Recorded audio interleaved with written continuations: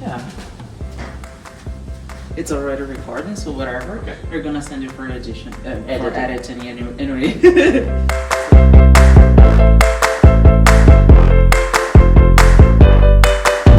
Hello everyone, eu sou a Marina.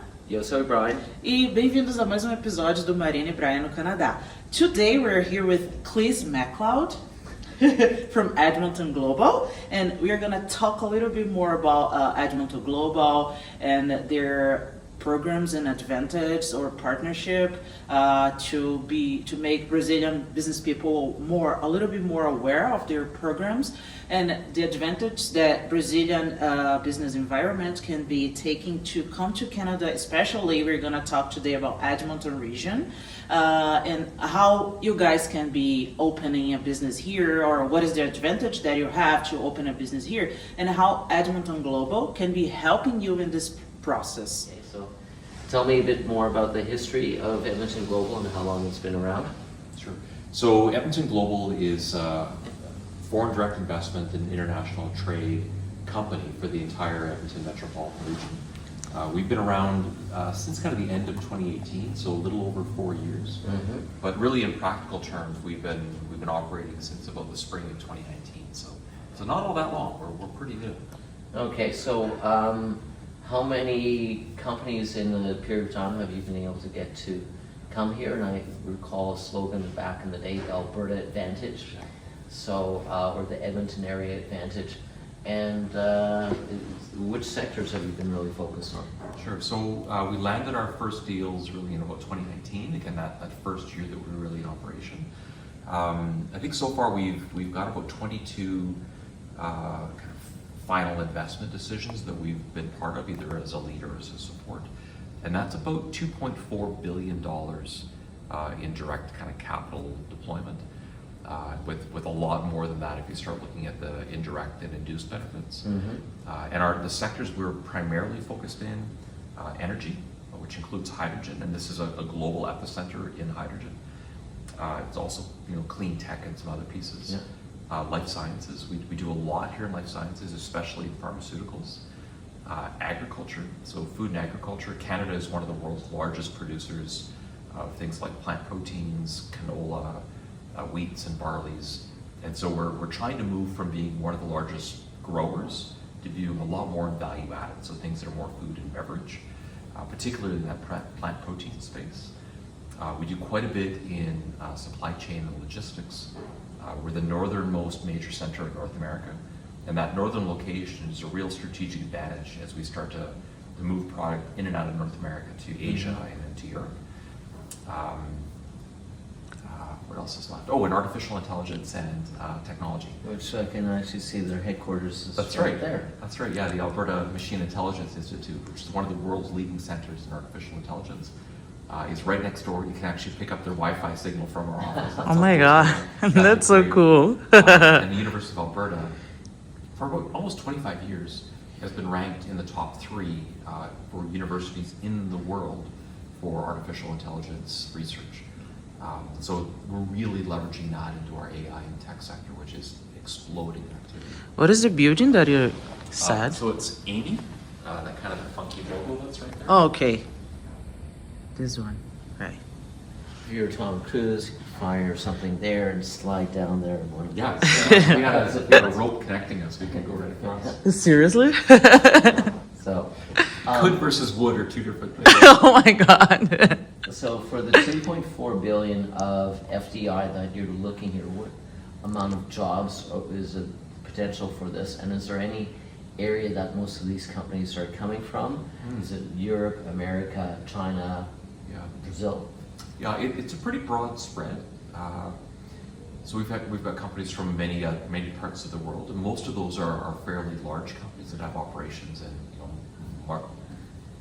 fairly large operations in many countries. So the largest deal we've closed is $1.6 billion, and that's to build the world's largest net zero hydrogen facility. So Air Products is building that. It's actually under construction right now and should be in operation by about the end of 2024. And that will provide gaseous as well as liquid hydrogen to most of Western Canada and even into the US. So they're US based, but operations all around the world. And using the hydrocarbons from the petroleum industry as a feedstock. Yeah, so Alberta, it has the second or third largest natural gas reserves in the world. We also have the second largest carbon capture capacity. So when you add those two together, we can take natural gas, pop the carbon off of it, sequester that underground. And we've got about 300 years of storage capacity until we actually start to max out. So we can produce global scale hydrogen, net zero, at a really low cost, because we're also the world's second largest cost producer, or second lowest cost producer of natural gas. So it's that, yeah, low cost, global scale, net zero. So of the 2.4 billion, that's about 20 companies are there. 22 or so, yeah. And what sort of economic impact in terms of labor market would we be looking at in terms of full-time jobs? Yeah, I don't have that at my fingertips, but again, just that Air Products one as an example, that's about 2,500 construction jobs over 2.5 years to build that. It's probably more in the range of 50 people ongoing afterwards. And it depends, like some of the companies we're working with, it's a large construction budget, a lot of people doing construction in a smaller team. There's others that are more like in the artificial intelligence space or technology or even some of the life sciences, that there's not a very big capital deployment. They don't really have to build anything, but then they're a larger staff team. So a good example of that, HCL is out of India, one of the world's largest tech companies. They're starting with about a 20-person team here. Their plan is to grow it to about 300 people, and they would all be in kind of high-tech R&D on the computer software side. Okay, so for these programs that you've got coming through, is there any priority? You've identified like about 8 or 10 from artificial intelligence, hydrogen, clean tech, that you have, and is there any sector that has specific additional funds available to get companies coming here? Yeah, so we've got those 5 big sectors that we're proactively focused on, right? Ag, life sciences, artificial intelligence, tech, energy, primarily hydrogen, and global logistics. So those are the big 5. Mm-hmm. Those are the ones we're proactive on. But if someone is interested in another area and they're reaching in, absolutely we can work with them as well. So it doesn't have to be in those 5. Those are just the ones where we're going out to the world, where we really believe that we've got a significant global competitive advantage that's sustained. So, but again, and many other areas are also reaching in. And there's one of the advantages of Alberta is that we have among the lowest corporate tax rates in North America. There's 2 states in the US that are lower rates than us, but we're the lowest by a fair bit in Canada. We also have, really, it's one of the most affordable places in the world to live. So when you look at the cost of living and average salary, salaries here are higher than average across Canada, but the cost of living is among the lowest. So that space between is really where you build a life. So it's one of the reasons we've been ranked as the 3rd most affordable major center globally. Mm-hmm. So we've got that as kind of the personal kind of incentives for why to come here. Right. But in most of the sectors, there's some pretty significant incentives at either the federal level, the provincial level, or the municipal level to help kind of get those last projects across the finish line. Okay. How many staff do you have to support these initiatives here? Yeah, we're a pretty small team, so I think we're at 24 right now. And the plan is never for us to be a huge organization.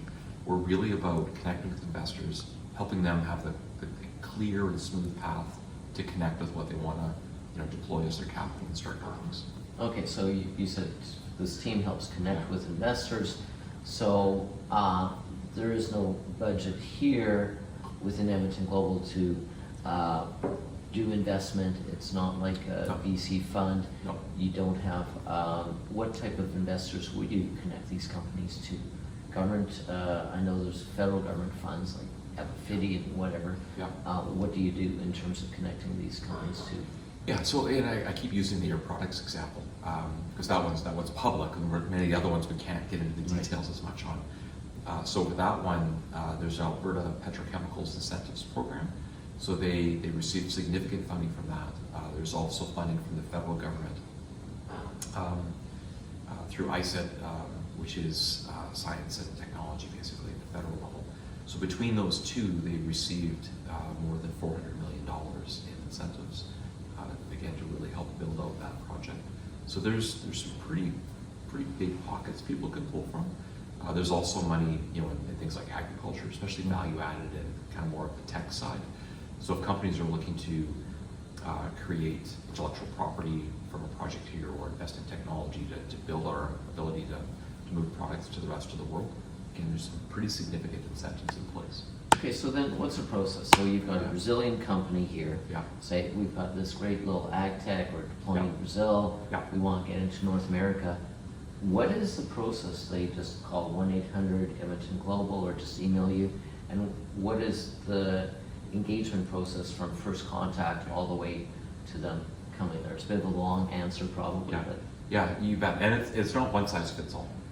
So it really depends on what that investor, that company needs for support. So typically, one of the first conversations we have with them is really understanding what their needs are, what their critical path looks like to making an investment, and then we'd start to line up information and data sets for them. So it might be that they want to understand,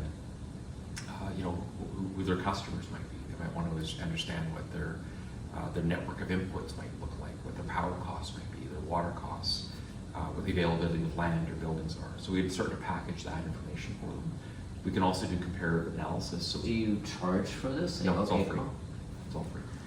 So we could also look at other centers. So if they're saying, we're looking to move into North America, we want to understand how the Edmonton region compares to Denver, Minneapolis, Winnipeg. We would put together a data set that has, again, all of their input costs, potential customer base, supply chain networks, how they can move product around to other maybe parts of the world even that they want to move things. So that'd be the beginning of it, to really help them understand the economics, because usually that's part of the first step. Then we'd look at making connections for them. So that might be to other local leaders here, that might be to lawyers or accountants or others to help them really understand the process of setting up a company here. Might be introductions to government and others, depending on what their path looks like. And then, walking them through what incentives they might qualify for, so that they understand kind of that part of it. And as they move further through that decision kind of tree, it's just more and more details to get them to the point where they'd be ready to say, yes, we're ready to make an investment. And this is the land, the people, the relationships to universities and recruiters, to just really set all that up. Might even be the local banking, just so they can get everything that they need to understand how to do it and actually tactically deploy it. Okay. What are the fields in terms of business that you would say? Like, I don't know if you have an idea of this, but like in terms of Brazil companies and investments here, what are the fields you would say that are more have more advantage for Brazilian business people or businesses? That's a really good question. I don't know that I have a great answer for that. Okay. So when I think about where are areas that Brazil has real strengths, where does the Edmonton region have strengths, so that you could kind of move a company from there to here and have it kind of make sense. Value-added agriculture, absolutely, high on the list. There's so many agricultural products, coming out of Brazil that a company's setting up here, whether it's extending their own distribution network or adding in other things that they're growing from here, makes a ton of sense. Fairly easy to connect the dots on that. There's a fair bit in technology, especially video games. We actually have a fairly large Brazilian, group of people that are in video game industry. Originally from Brazil, now living here, working for studios. True. So I think there's a natural affinity there. So I think technology and two agriculture. strongest. And then on the service side of energy, again, this is one of the largest areas in energy, in the world, not just in Canada. And there's a lot of energy production in Brazil, whether that's oil and gas, alternative fuels, for things like sugarcane. There's lots in solar and other industries. All of that, other than the sugarcane, is pretty strong here. Yeah. So there could be a real natural affinity. And that might be for things like pipes and pumps and valves and switches. So the infrastructure, as well as the things like artificial intelligence in pipelines and artificial intelligence in wells. There's a whole series of things in that traditional energy industry, as well as kind of new energy and clean tech, where I think there'd be a really strong connection between Brazilian companies and what's happening here. So it'd be an easier way for those companies in particular to move across. Do you think, for example, if a Brazilian business, they are not expert in these fields, but they are interested in move to Canada. Yeah. So they are like, these are interesting fields, but I don't have the expertise. So this is where Edmonton Global come to help them, right? So do you think it's very possible for Brazilians who don't have the expertise in these fields, who are better to connect Brazil and Canada, it's possible for them to come and to start to cooperate with Edmonton Global and then open a business?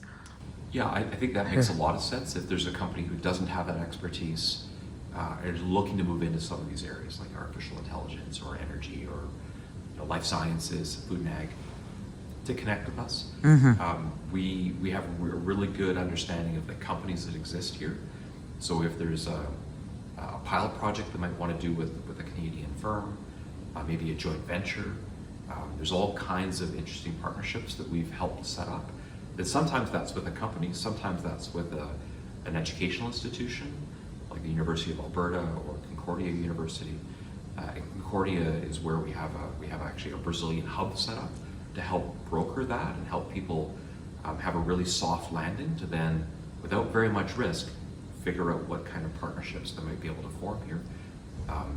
So even before they make a formal decision of, yes, we're going to make an investment and start a business, they can test the waters and make sure that it makes sense and it lines up with what their goals are. So I went for coffee with Patricia, and she told me a little bit about the hub. I also want to do an interview with her as well, because I think it's it's gonna be very connecting the dots with the information from here to the hub, because it's very you work together with you guys, right? So for example, you guys do all this research and then help support these companies, and then they provide even space for people to come and use it through the Brazilian hub, right? So that's a very helpful and almost like a complete support for those people.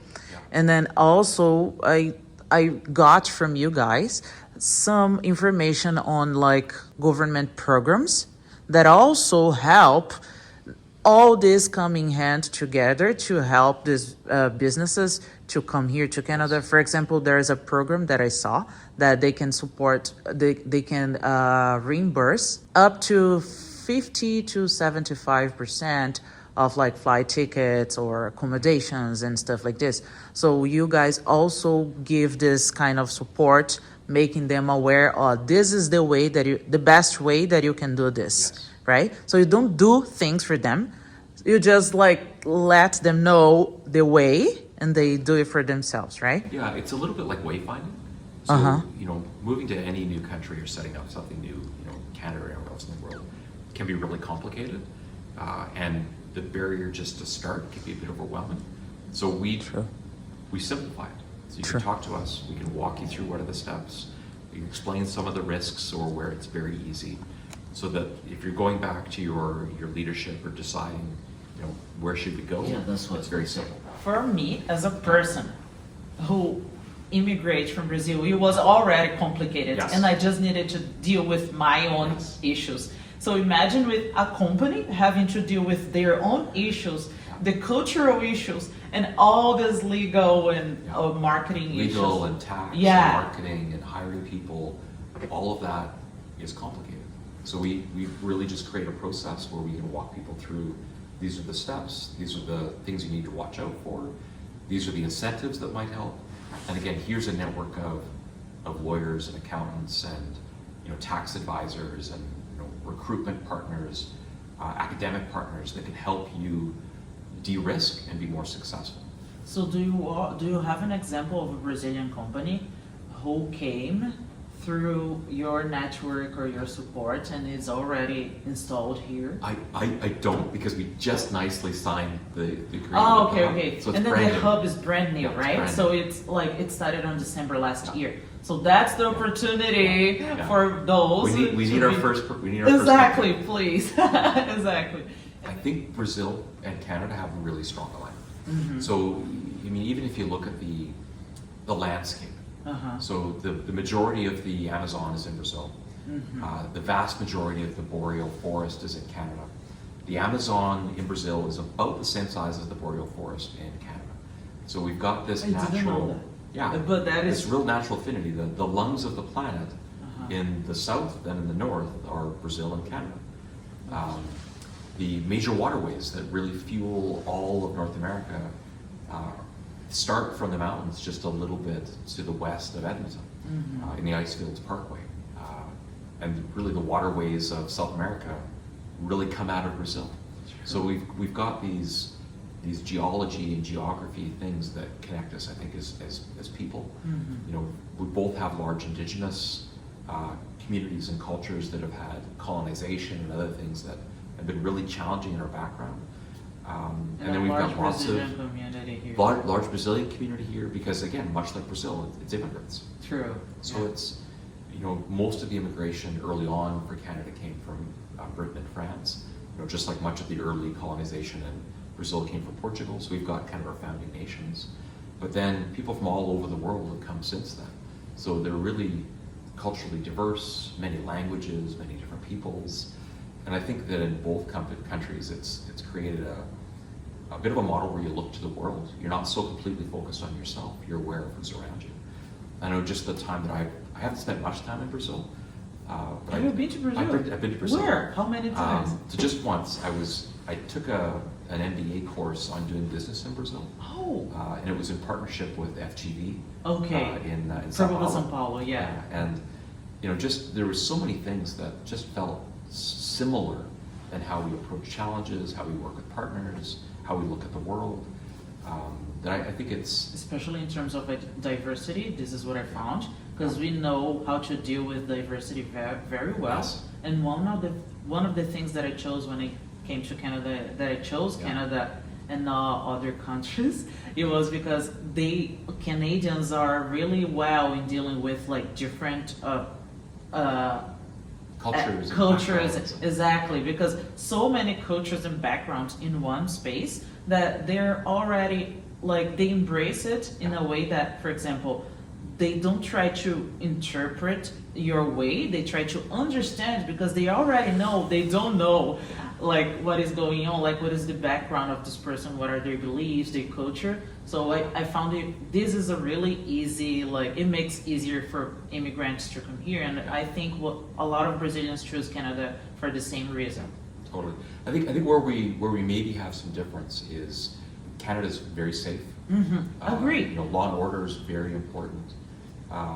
You know, it's predictable. There's And very this is very little very corruption. advantage for business people come here instead of like just stay in your land, just explore, because makes like things better for you. Like, and even in terms of because the way we deal in our personal relationships reflects on business, right? Totally. So it's all connected. So if you feel like safer, it's just like is less stressful, the whole situation of moving companies. Yeah, Right? it's predictable, it's transparent, and usually it's pretty fast. Depending on how big the project is, sometimes Canada can be too slow, but that's really what we're trying to do is be kind of boring, you know, be very safe, Exactly. you know, really predictable. But for a business environment, it's one of the It's best safe. business environments in the world because you Yeah. can invest money and know what's happening with it and have trust in the government and the police and the institutions that are here. True. And that's not the case in every country. True. The other thing that's interesting about Edmonton in particular, even compared to other cities in Canada, is we have very little power distance. So anybody can call themselves an Edmontonian from the first day you're here, Whoa. and you're thought about as an Edmontonian. So you need to talk to the president of a company. It's very easy to pick up a phone and call the president of a company, to call, you know, a government official, to connect with people quickly, especially if you're willing to volunteer a little bit. enjoying things. It's so easy to become part of the community quickly and feel like this is a place that you belong. Where in a lot of other locations, it's hard. You start here, you might move up slow. To go from here to here is very hard. Edmonton, it's easy. I agree. And from a Brazilian, I believe it's important for those who are watching this to know that I totally agree with everything you said. From when I came here, I think the sense of community here in Edmonton is so, like, it's such a large sense of community that you guys like are very easily accessible, and I found it very easy, like to, like you said, government and all this like business environment.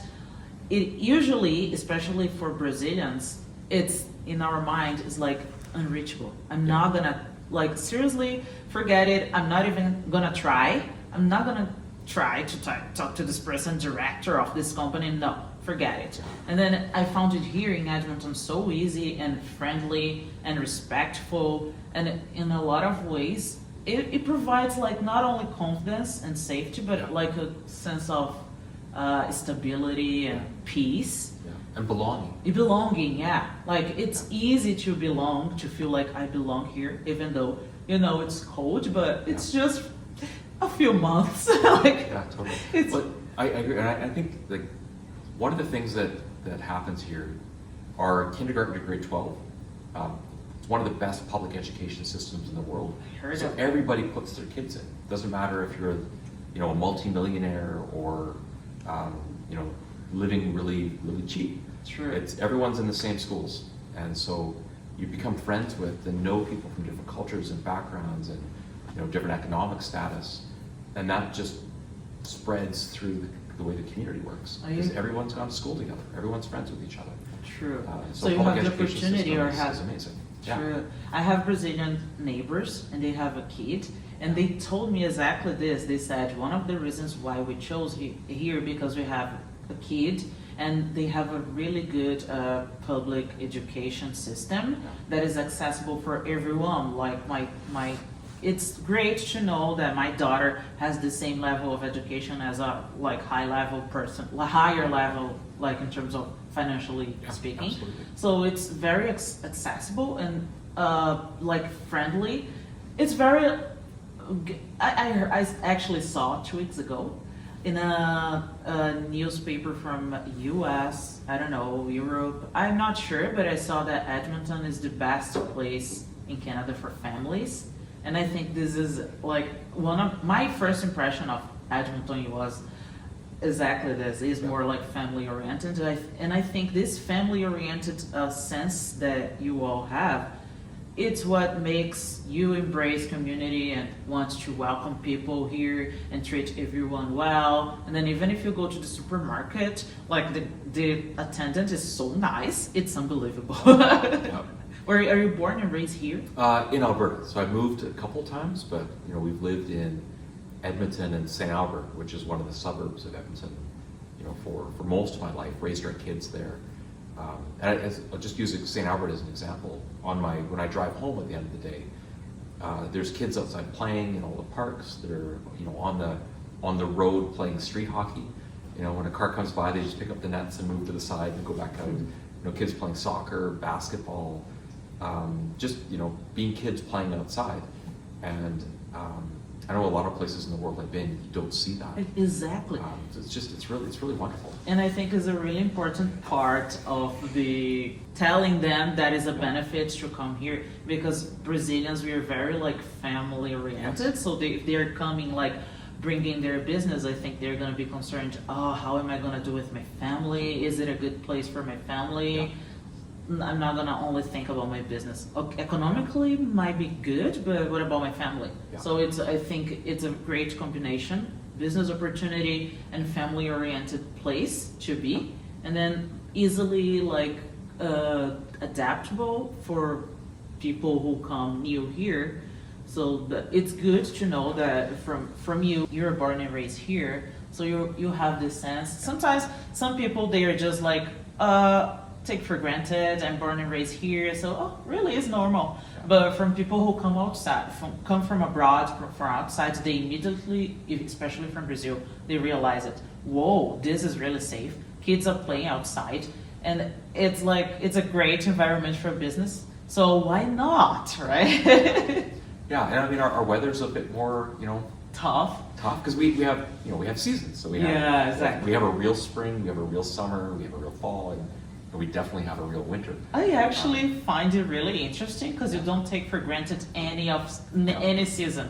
Because in Brazil, I'm from Amazon, Okay. from Manaus, Yeah. is the hottest place in Brazil. Wow. So we have summer all year long. At some point, you are so pissed off at sun and hot. That's right. You're like, we're sweating all the time. That's not good. But if you have this climate just for a few months, then you enjoy it the necessary, and then every season you enjoy, and then you're like, actually I miss summer when it's winter, and then when it's summer you're like, actually it's time for winter now, like right, so you don't really take for wonderful. granted. Absolutely. Well, it's funny, just talking about kids playing. One of my favorite things that I saw when I was in Brazil, walking along Copacabana Beach at night. Oh my god. And there's all these kids playing football and volleyball, and families are out and they're doing little barbecues, and you just tell that was the life of the city, is people playing on the beach. That's kind of like what it is here in the spring and summer too, where organized football and basketball and all these things happening in the parks. People are just outside everywhere. The summer here is really amazing because there are so many parks, and they're all clean, and people go, just be there, even if you're alone, you already feel alive, because everyone around is so you can sense a different energy on summer, right? Because it's so sun, vitamin D. But then, for example, in Rio, people are there in groups because they have to protect each other.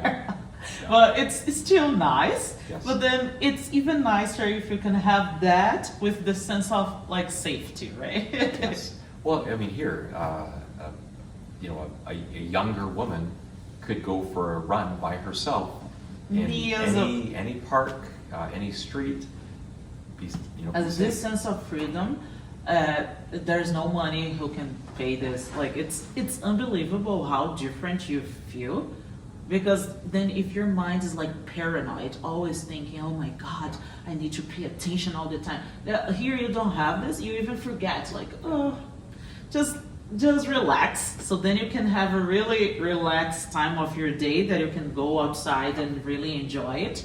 Because sometimes if you're going outside and it's you're tired of work, you have to relax a little bit and disconnect your mind, and then you go outside, you have to be paranoid, then it's not good. You're not relaxing, you're going to be just accumulating stress, right? Totally. And I guess one other thing on weather too is, today it's cloudy outside, but usually we have bright blue skies most days. So we have some of the most sunlight in all of North America actually here. So even if it's a cold winter day, typically it's a bright blue sky. So it's, the big horizons, just the energy of that is really positive. And summertime too, lots. Like in June, we'll have, because we're fairly far north, it'll get light at about, 4 o'clock in the morning, 5 o'clock in the morning. It doesn't get dark until 11 o'clock at night. So you can have these wonderful evenings where you're having barbecues, friends over, and going for a bike ride. And this is so true. You're outside all the time. Yeah, one of the difference, because I was living in Vancouver for 2 years and a half, I think. And then on winter is not a severe winter, but then it's always cloudy. So I really prefer winter here because of the sky, and it's so bright, and it's still, you can also have sunlight on winter here. So it doesn't matter if it's snowing, and if you go in the sun, things are better, and the sky is so beautiful. One of the things that I am so excited to talk about Edmonton, because a lot of people, they have no idea. They just see, it's so cold, -40, -30. Actually, when it was -30 here, I thought I couldn't because I'm Brazilian, but I could go outside because it was sunny. And it was like, of course, not for so long, because then it starts to be really frozen. But then it's like it's still enjoyable. And then you have other things that you can figure out to do. For example, I don't know how's the name of the sport that you go in the snow, like you just sit in tobogganing. Tobogganing. Yeah. You just sit in the snow and then you go. Actually, it's so much fun. Like you just figure out new ways of dealing with a new environment, a new situation. It doesn't mean, because maybe when you don't live in a place with this kind of weather, so you don't know like what to do because it's new for you, right? Totally. But then you get along with other people and you see the environment around. People who grow up here, they already know, oh, this is season for Tobogganing. Tobogganing, skating, exactly. So there are lots of sports. Brazilian loves like sports, moving. We are very like active people. Yes. So these sports are nice as well. So you can take it as a challenge to learn something new, right? Well, it's funny because I find when I talk to people from warm places, you can't wear clothes to keep the heat out, but you can wear clothes to keep the cold out. Exactly. So, like, if you had to pick between, plus 40 and maybe minus 30 for 2-3 days, I'd pick the minus 30 because I can wear the clothes to stay warm. Exactly. Plus 40, there's no way. Exactly. That's what I find it too, especially because I'm from North. Like you can be fancy because we find it like some winter clothes. They are very like fancy and all. And then you can have both the best of both worlds, right? Totally. That's it. So I do have one question here. So in terms of Edmonton Global, can you talk a bit about the region that you represent? You represent Edmonton and which other communities, and to talk about the economic demographic of this and business. Yeah, overview. Okay. So the Edmonton metropolitan region is made up of 14 municipalities. So those are like, the city of Edmonton is the largest, but there are a number of other cities like St. Albert, Strathcona County is one of the counties. There's 4 counties. So it actually covers a very large area. Our GDP, so our gross domestic product, is about 105 billion a year, which makes us about the 5th largest economy in Canada. We've got a large international airport that helps us connect to other parts of the world.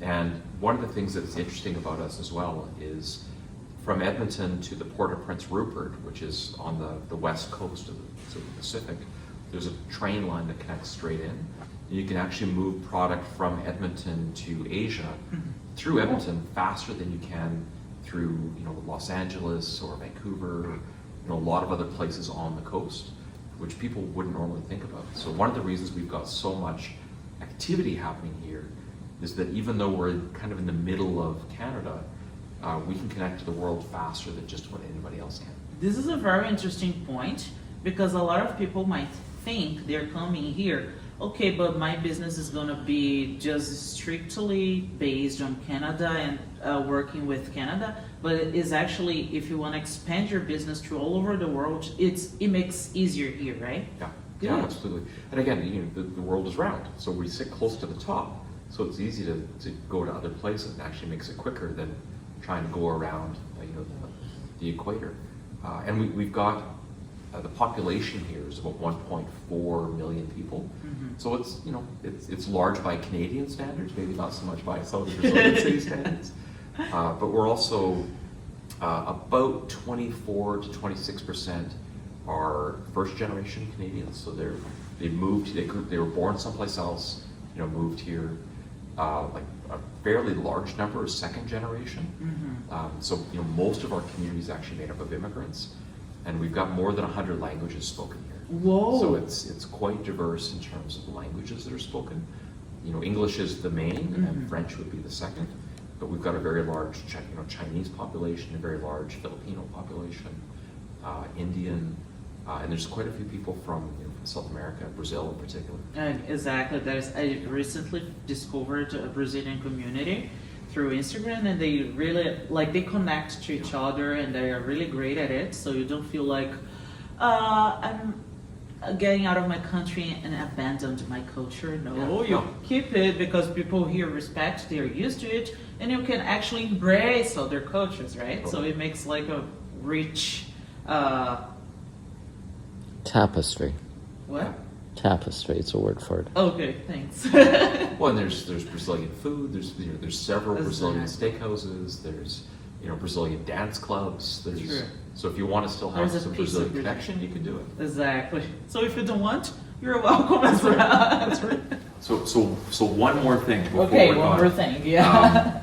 We know there's so many people in Brazil that have expertise in technology, artificial intelligence, especially their students, from undergraduate right through to postdoctoral studies. Every spring, the Alberta Machine Intelligence Institute hosts a conference called Upperbound, and it brings together researchers and students and companies from around the world with some of the world's best researchers that are here. There are talent bursaries, scholarships. So if you're a student or professor in Brazil and want to attend, make sure you look at the Alberta Machine Intelligence Institute's website and Upperbound, and you can apply for a scholarship to come. And it's companies that are actually sponsoring those. Whoa. And a big part of that is actually hiring the people that come here to work in those big companies. Whoa. And it's most of the biggest tech companies in the world will be here for that. Whoa. Where can I find this link?